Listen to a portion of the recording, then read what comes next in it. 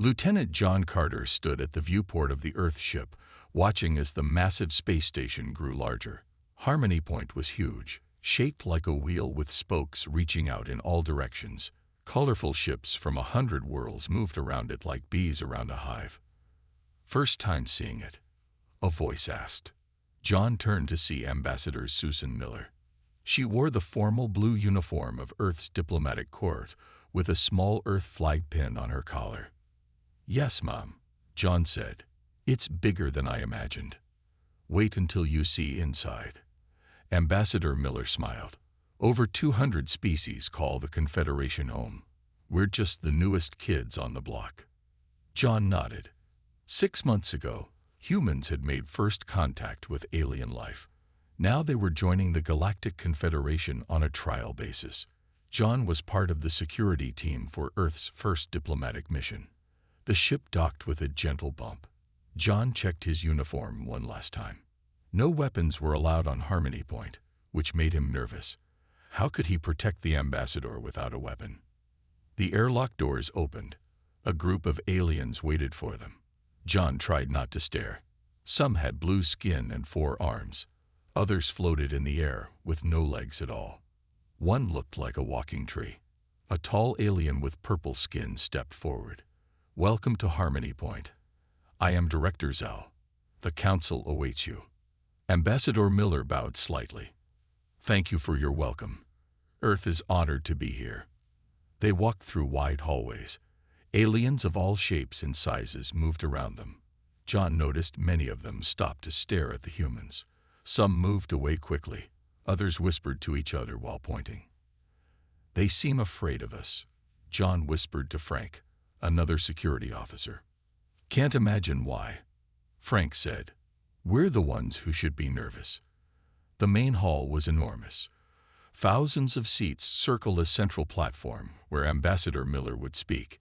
The ceiling showed moving stars and galaxies. "Please wait here," Director Zal said. "The welcome ceremony will begin soon."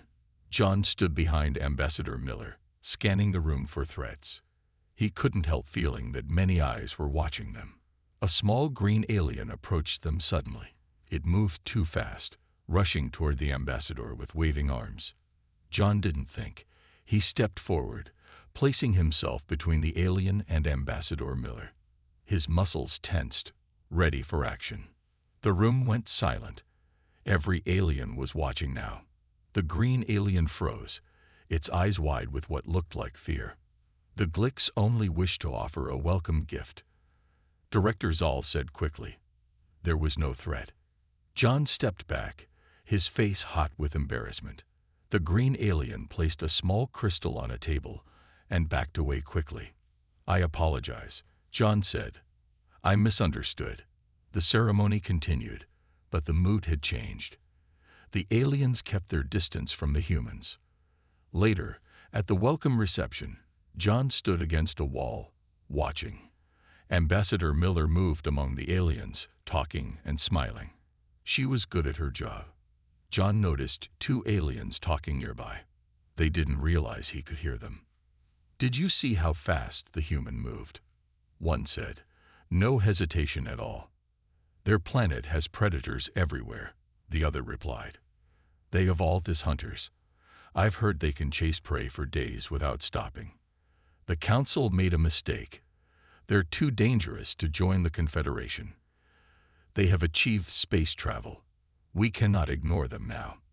Then we must restrict them, contain them." John moved away, troubled by what he had heard. He looked around the room with new eyes. Every alien species was different, but they all shared one thing. None of them seemed to be predators. None except humans. Ambassador Miller caught his eye and gave him a small nod. John straightened up. Whatever these aliens thought of humans, he had a job to do. Earth needed this alliance. But as the reception continued, he couldn't shake the feeling that something important had happened today. The aliens had seen something in humans that scared them, and John wasn't sure they were wrong to be afraid. 6 months had passed since Earth joined the Galactic Confederation. The Earth Defense Force ship Intrepid patrolled the edge of human space. Commander Kate Barnes sat in the captain's chair, reviewing reports. Lieutenant John Carter stood at his station, monitoring the sensor readings. "Commander, we're picking up a distress signal," said Officer Paula Hudson, her eyes fixed on her screen. "Put it through," Commander Barnes ordered. A scratchy voice came through the speakers. "This is Confederation science vessel Lumina. We are under attack by pirates. Request immediate assistance." The message cut off with a burst of static. "Location?" Commander Barnes asked. "Just outside our patrol zone, in Confederation space," Paula replied. John looked at the commander. Entering Confederation space with an armed ship required permission, but people were in danger. "Set course for the Lumina," Commander Barnes decided. "Alert Confederation authorities of our response."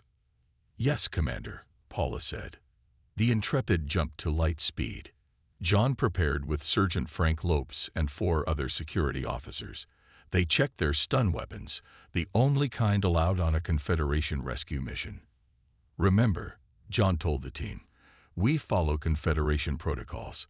No lethal force unless absolutely necessary." The Intrepid dropped out of light speed near a small red planet. The Lumina floated nearby, a sleek silver vessel with obvious damage to one side. "No response to hails," Paula reported. "Scans show multiple life forms aboard. Some appear to be injured." "Prepare to board," Commander Barnes ordered. "Lieutenant Carter, your team will secure the ship and assist survivors." John and his team took a shuttle to the Lumina. They entered through an emergency airlock. The ship was dark, with only emergency lights working. "Life signs ahead," Frank whispered, checking his scanner. They moved quietly through the corridors. John saw blast marks on the walls. They reached the main laboratory and stopped. Through the door window, John could see the science team. 10 aliens of different species sat on the floor, surrounded by armed figures. The pirates were Draxians, tall, reptilian aliens with scaled skin and sharp teeth.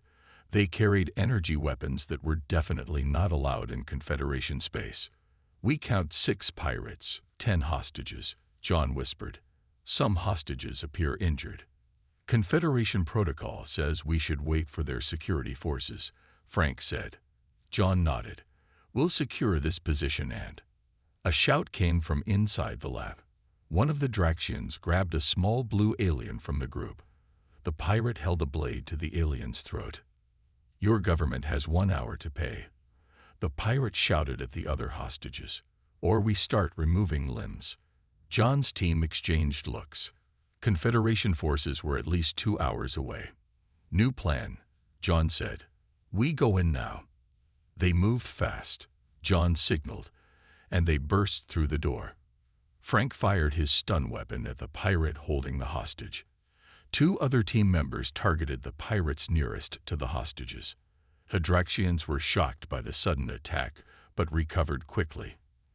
Energy beams shot toward the humans. John rolled behind a table as it was hit. The table melted where the beam struck. John jumped up and ran straight at one of the pirates. The Draxian fired, but John dodged, moving faster than the pirate could aim. He tackled the pirate to the ground, wrestling the weapon away. Frank had taken down 2 more pirates. The rest of the team engaged the others. One pirate tried to use a hostage as a shield, but Paula flanked him and stunned him from the side. In less than a minute, all 6 pirates were unconscious on the floor. Not a single hostage had been harmed. The alien scientists stared at the humans with wide eyes. John noticed their expressions. Not gratitude, but fear. "We're from Earth," John said, trying to sound friendly. "The Confederation forces will be here soon." A tall, thin alien with orange skin stood up shakily. "Your response was efficient," it said. "But unauthorized combat is forbidden by Confederation law." "We couldn't wait," John explained. "They were going to hurt the hostages." Nevertheless, the alien said, "There will be consequences." As John helped treat the injured aliens, he felt their eyes watching him. The same look he had seen at Harmony Point. Now he understood. It wasn't just that humans were predators. It was how quickly, how naturally they turned to fighting when threatened. Commander Barnes contacted them from the Intrepid. "Lieutenant, a Confederation security vessel is approaching. They're ordering us to stand down and prepare for boarding." John looked at the unconscious pirates, then at the rescued scientists who still watched the humans with fear. "Understood, Commander," he replied. "I think we might be in trouble." The Great Hall of the Confederation Security Council was silent as Lieutenant John Carter and his team entered. The room was circular with rising seats filled with aliens of many species. In the center was a small platform where the accused would stand. John, Commander Kate Barnes, Frank Lopes, and Paula Hudson stood straight in their formal uniforms. They had been charged with unauthorized military intervention, a serious offense under Confederation law. Defense attorney Alan Wright walked beside them. He was one of Earth's best lawyers, sent by the human government to defend the crew. "Remember," Alan whispered, "they don't understand human instincts. We need to help them see why you acted." The council leader, a tall blue alien named Exor, spoke in a deep voice. "This hearing will now begin. The humans from Earth vessel Intrepid stand accused of illegal combat activities." A thin green alien with 6 fingers on each hand approached a podium. "I am Zorthal, representing the Confederation. These humans violated our most sacred law, the prohibition against unsanctioned violence." Zorthal pressed a button, and a large screen showed the rescue mission. The council members watched as John and his team fought the pirates. Some aliens gasped when they saw John tackle a pirate. "As you can see," Zorthal continued, "they chose violence when patience was required. Confederation forces were en route, and would have arrived too late," Alan Wright said as he stood. "The Draxian pirates had already threatened to harm hostages." "That was likely a bluff," Zorthal argued. "Most species used threats to negotiate. We could not take that chance," Commander Barnes said. "On Earth, we don't gamble with innocent lives." Sor raised a hand. "We will hear testimony from witnesses." The orange-skinned scientist from the Lumina stepped forward. "I am Dr. Neal." The humans moved with disturbing speed. They showed no fear facing weapons that could burn through metal. They seemed to enjoy the conflict. "We did not enjoy it," John said firmly. "We did what was necessary to save lives." Another witness, a medical officer who had examined the Draxian pirates, spoke next. "The force used by the humans caused multiple injuries. The human called Lopes continued fighting even after receiving a burn on his arm." All eyes turned to Frank, who stood straight despite the bandage visible under his sleeve. "You were injured yet continued to fight?" Tor asked, sounding surprised. "Yes," Frank said simply. "The mission wasn't complete." Murmurs spread through the hall. Alan Wright looked troubled by the alien's reaction. "We call Dr. Patricia Green, human xenobiologist," Alan announced. Dr. Green walked to the center. She was a small woman with gray hair and kind eyes. "Honorable Council," she began, "humans evolved as persistence predators on a dangerous world. Our bodies produce chemicals called adrenaline and endorphins during stress. These allow us to ignore pain and continue functioning despite injuries." "So you admit humans are designed for violence?" Zorthal asked. "We evolved with survival mechanisms," Dr. Green corrected. "But we also evolved compassion and self-sacrifice. The team risked their lives to save strangers of different species." Sor looked troubled. "We have studied your history. Humans have fought countless wars among themselves. You create weapons specifically to harm others." "Yes," Dr. Green admitted, "but we also create art, music, and literature. We build hospitals and schools. We are complex beings, like all species." The council consulted among themselves. Finally, Exor spoke again. "We have reached a decision. The human crew acted according to their nature, but that nature itself concerns us. We find them guilty of the charges." John's heart sank. Would Earth be expelled from the Confederation? However, Silver continued, We recognize their intent was to save lives. Their punishment will be a formal reprimand. More importantly, the Council orders a comprehensive study of human combat capabilities. John looked at Commander Barnes in confusion. "What does that mean?" he whispered. "It means," Alan said quietly, "they're afraid of us, and they want to know exactly what we can do."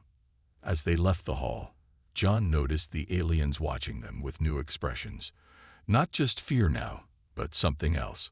Something that looked like interest. 1 month after the trial, Dr. Patricia Green stood in a large white room in the Confederation Science Center. Around her, alien scientists from 12 different species prepared equipment and took notes. Behind a clear wall, council members watched with interest. "Are you ready to begin, Dr. Green?" asked Zenith, a tall blue alien who led the study team. "Yes," Dr. Green nodded. "Our first volunteer is ready." Jack Williams entered the room. He was a former military instructor, now helping with the Confederation's study of human capabilities. He wore simple exercise clothes and smiled nervously at the aliens. "This is Jack," Dr. Green introduced him. "He will demonstrate basic human physical abilities today." First came the endurance tests. Jack ran on a special track, while sensors monitored his body. After an hour, Zenith looked concerned. "He shows no signs of stopping," Zenith said. "Most species would need rest by now. Humans evolved to run down prey over long distances," Dr. Green explained. Jack could continue for hours. Next came strength tests. Jack lifted weights that made some of the alien scientists step back in alarm. "His muscle density is remarkable," said a small green alien with 4 arms. "For his size, he should not be able to lift that much." But the real shock came during the pain response tests. With Jack's permission, the scientists applied mild pain stimuli to his arm. "His readings show pain," Zenith observed, "but he does not react." "Humans can ignore pain when necessary," Dr. Green explained, "especially in dangerous situations." A recording played on the large screen. It showed human activities throughout history. A mother lifting a heavy object off her child, a person continuing to run with a broken leg, soldiers helping others despite their own injuries. "These are not rare examples," Dr. Green said. "Any human could do similar things if someone they cared about was in danger." The aliens whispered to each other, clearly disturbed. After Jack left, Dr. Green introduced the next demonstration. "Now we will show human problem-solving under stress." Lieutenant John Carter entered with Paula Hudson. They faced a complex puzzle box that required both strength and careful thinking to open. "We've added time pressure and consequences," Dr. Green explained. As she spoke, the floor beneath John and Paula began to heat up slowly. John and Paula worked quickly, communicating with few words. When the heat became painful, they didn't stop. Instead, they worked faster. "They're using the stress," Zenith said with surprise. "Their performance is improving, not declining." "Correct," Dr. Green said. "Human brains often work better under moderate stress." When John and Paula finished the puzzle, the aliens were silent for a long moment. The final demonstration was the most concerning for the aliens. Jack returned, this time to show human adaptability in combat situations. With quick movements, Jack showed how everyday objects could become weapons. A pen, a chair, even a piece of cloth, in his hands, all became dangerous. "Humans don't need special weapons," Dr. Green explained. "We can use almost anything." As the day ended, the council members looked worried. One of them, an elder alien with white fur, approached Dr. Green. "We have seen enough," the council member said. "Your species has evolved remarkable abilities. These abilities helped us survive on Earth," Dr. Green said. "They don't make us dangerous to allies." "Perhaps," the council member replied. "But consider this. All other species in the Confederation evolved beyond the need for such abilities. We developed technology instead of physical strength, cooperation instead of combat skills. Humans value cooperation too," Dr. Green argued. Yes, but you've kept your predator instincts, the council member said. That makes you unique and unpredictable. As Dr. Green left the Science Center, she saw John Carter waiting for her. How bad is it? John asked. They're afraid, John, she said quietly. They've never seen a species like ours before. A species that can fight through pain, use anything as a weapon, and think better under pressure. What happens now? The council will meet tomorrow, Dr. Green said. They're going to decide what to do about humans. The great chamber of the Confederation Parliament was filled to capacity. Representatives from 200 species sat in curved rows that rose high above the central speaking platform. The mood was tense as Ambassador Susan Miller and her team entered. John Carter stood behind the ambassador, scanning the alien faces. Many looked afraid. Some seemed angry. Only a few showed curiosity. The emergency session regarding Earth's membership will now begin, announced Uxor, the council leader. Ambassador Miller stepped forward to the speaking platform. Her voice was calm but firm. Honorable representatives, Earth has followed all Confederation rules since joining 6 months ago. The recent incident was an effort to save lives, not cause harm. A large alien with red scales stood up. We have seen the study results. Humans are too dangerous to have among us. They should be contained in their own solar system. Shouts of agreement came from many representatives. A small blue alien floated forward. Perhaps we can use them. Their combat abilities could strengthen our security forces. Absolutely not, shouted another alien. Giving humans more weapons would be foolish. Ambassador Miller raised her hand for silence. We are not tools to be used or threats to be contained. We are people seeking friendship and knowledge. Lisa Chen, a human anthropologist, joined the ambassador. She wore traditional Earth clothing to show respect for human history. Yes, humans evolved as predators. Lisa began. Yes, we fought many wars. But look at our art, our music, our efforts to help others. Throughout our history, the same drive that made us fighters also made us explorers and healers. The chamber grew quieter as she spoke. Humans run into burning buildings to save strangers. We build shelters after disasters. We donate blood and organs to help others live. Our ability to fight comes with an equally strong ability to protect. An elderly alien with pale blue skin and long white hair slowly stood up. This was Elder Voss, one of the Confederation's founders. The room fell completely silent. I have lived 200 of your Earth years, Elder Voss said in a soft voice that somehow carried throughout the chamber. I have seen many species join our community. Each brings gifts and challenges. Elder Voss looked directly at the humans. You frighten my people because you are different. You retained abilities we evolved away from long ago. Then the elder turned to the alien representatives. But fear is a poor advisor when making important decisions. If we reject humans because they are different, we betray the very purpose of our confederation. Whispers spread through the chamber. Elder Voss was highly respected, and his words carried weight. A tall, thin alien stood up. What do you suggest, Elder? We cannot ignore the danger. Nor should we, Elder Voss agreed. But containment based on fear will only create resentment. Instead, we should set clear boundaries while welcoming humans as full members. The debate continued for hours. John watched as opinions shifted.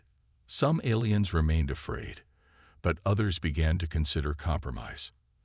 Ambassador Miller and her team answered questions patiently, explaining human history and culture. Finally, Exor called for a vote. The chamber grew tense as representatives made their choices.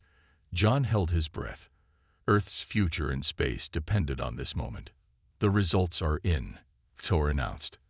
By a narrow margin, the Parliament has voted to maintain Earth's membership with special conditions. Ambassador Miller's shoulders relaxed slightly. What conditions? A proclamation will be issued, Thor explained. Humans will have restrictions on military activities and weapons, but you will remain part of our community.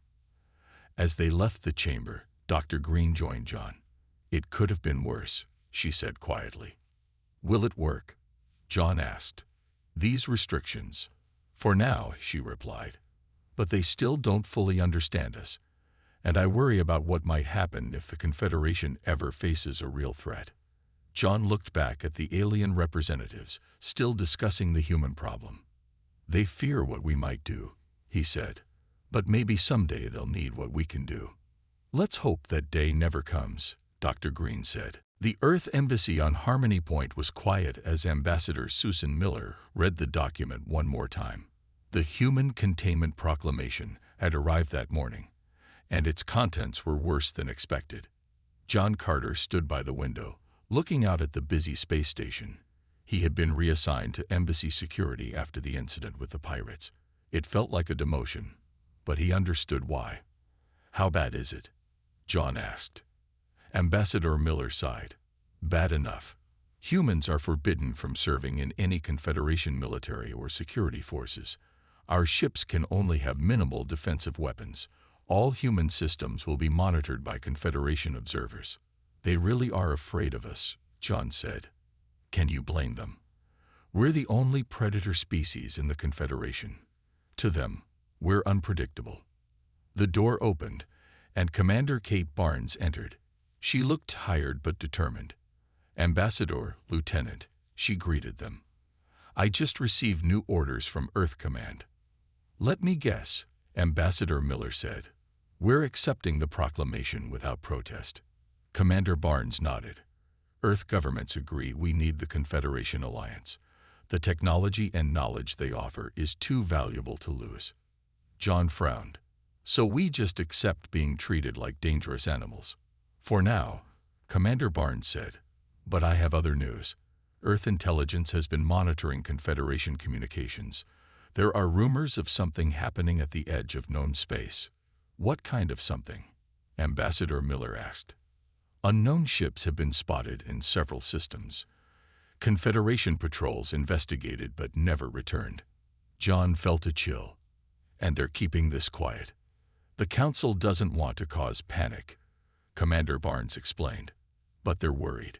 Their military hasn't faced a real threat in centuries. Ambassador Miller looked at the proclamation again. And now they've just banned the only species with recent combat experience from helping them. Exactly, Commander Barnes said. Which is why I have a special assignment for you, Lieutenant Carter. John straightened up. Mom. Officially, you're embassy security. Unofficially, you'll gather information about these unknown ships. Earth needs to know what we might be facing. Later that day, John sat in the embassy's small cafeteria. Around him, human staff ate lunch and talked quietly. The mood was subdued since the proclamation had been announced. Paula Hudson sat down across from him. She had also been reassigned to embassy duty. Heard about your new job, she said quietly. Need any help? How did you hear about that? John asked, surprised. Paula smiled. Commander Barnes talked to me too. I'm good with computers, remember? I can access Confederation records without leaving traces. John nodded. Be careful. If they catch us breaking rules so soon after the proclamation. They won't, Paula assured him. Did you hear about the new defense drills? The Confederation fleet is practicing combat scenarios for the first time in 50 years. They're preparing for something, John said, but they won't tell us what. Their conversation was interrupted by a loud alert. The embassy's communication system activated, and Commander Barnes's voice came through. All personnel, report to emergency stations. This is not a drill. Repeat, this is not a drill. John and Paula ran to the command center. Ambassador Miller and Commander Barnes stood before a large screen showing a star map. What's happening? John asked. We just received an encrypted message from a Confederation patrol, Commander Barnes said grimly. 3 systems have gone dark. No communications, no signals of any kind. The unknown ships? Paula asked. Commander Barnes nodded. They're calling them the Voidborn, and they're heading this way. Ambassador Miller looked at the map with concern. Has the Council been informed? Yes, Commander Barnes said. They're calling an emergency meeting tomorrow. All species representatives are required to attend. Including humans? John asked. Especially humans, Commander Barnes replied. Because despite the proclamation, I think they're starting to realize they might need us after all. John looked at the map, at the dark spots where entire systems had gone silent. Something was coming, something that scared even the Confederation. And the humans, the dangerous predators who had been contained and restricted, might be the only ones who could fight it. 3 weeks after the emergency meeting, the Harmony Point station shook as another blast hit its shields. John Carter ran through crowded corridors, helping aliens move toward the escape pods. Around him, panic spread like a wave. No one had expected the Voidborn to reach Harmony Point so quickly. The Confederation fleet had failed to stop them at every turn. John's radio crackled. "Carter, what's your position?" It was Commander Barnes. "Level 4, East Sector," John replied. "The evacuation is slow. Too many people, not enough pods." "Get to the main council chamber," Commander Barnes ordered. "Ambassador Miller and the council members are trapped there. The emergency exit is blocked." John changed direction, running against the flow of frightened aliens. As he ran, the station shook again. The lights flickered, and emergency alarms blared. He found Paula and Frank helping aliens into escape pods. "The council is trapped," John told them. "We need to help." Without hesitation, they followed him. 2 more human security officers joined them when they heard the plan. The 5 humans moved quickly through the station. They passed broken walls and small fires. The attack had been sudden and fierce. The Voidborn ships had appeared without warning, their technology far beyond anything the Confederation had seen. They reached the council chamber to find the doors jammed. 20 council members, including Ambassador Miller, were inside. "Stand back," Frank said. Using their combined strength, the humans forced the doors open. Inside, the council members looked relieved to see them. Ambassador Miller hurried over. "The emergency exit is blocked by debris," she explained. "And the Voidborn have boarding parties on the station now." As if to confirm her words, a strange noise came from the corridor behind them. John turned to see 5 figures approaching. They were tall, with black armor that seemed to absorb light. Their faces were hidden behind smooth helmets. "Voidborn," whispered one of the council members in fear. The lead Voidborn raised a weapon. John reacted instantly, pushing Ambassador Miller behind a pillar as energy blasts hit where she had been standing. "Get the council members to safety," John ordered the other humans. Then he grabbed a metal bar from the debris and faced the attackers. Frank and Paula didn't leave. They stood beside John, also armed with makeshift weapons. The other 2 humans began helping the council members find another way out. The Voidborn attacked with advanced weapons, but they didn't expect what happened next. The humans didn't retreat. Instead, they charged forward. John dodged energy blasts and struck the first Voidborn with his metal bar. The alien staggered back, surprised by the direct attack. Frank tackled another to the ground. Paula used a broken chair to disarm a third. The aliens fought well, but they weren't prepared for human combat tactics. They had expected fear, not aggression. They had expected retreat, not advance. Outside the station, a new ship appeared. It was the Intrepid, disobeying direct orders by coming to Harmony Point. It launched attacks against the Voidborn ships, using human battle strategies that confused the enemy. Inside the council chamber, the battle continued. John was hit by an energy blast that burned his arm, but he kept fighting. Frank had blood running down his face but didn't slow down. Paula had twisted her ankle but still stood her ground. The council members watched with amazement as the 3 humans fought with an intensity they had never seen before. Finally, the last Voidborn fell. John leaned against a wall, breathing hard. "Are you all right?" Ambassador Miller asked, looking at his injured arm. "I'll live," John said. "We need to get everyone to the evacuation point." As they led the council members through the station, Soar approached John. "We were wrong. The council leader admitted, "We feared your combat abilities. But today, those abilities saved us." "That's what humans do," John said simply. "We protect our own. And right now, that includes all of you." On the main view screen of the station, they could see the Intrepid driving back a Voidborne ship. For the first time since the attacks began, a Voidborne vessel was retreating. "How?" asked one of the council members. "Our best ships couldn't even damage them." Ambassador Miller smiled grimly. "Because humans fight differently. And sometimes, different is exactly what you need." 2 months after the attack on Harmony Point, the Confederation Council held an emergency meeting. For the first time in history, they met on Earth in a large hall in New York City. Representatives from all member species sat in rows facing a central platform. John Carter stood near the wall, his arm still healing from the energy blast. He watched as Ambassador Miller took her place at the speaker's platform. "Welcome to Earth," she said to the gathered aliens. "We are honored to host this historic meeting." Vivor, the council leader, stood beside her. He looked different now, more serious, less sure of himself. The Voidborne attacks had changed everything. "The situation is grave," Kexor announced. 12 systems have fallen to the Voidborne. Our military forces have been unable to stop them. Images appeared on large screens around the room. Planets burning, refugee ships fleeing, Confederation vessels destroyed. The room was silent as the aliens watched.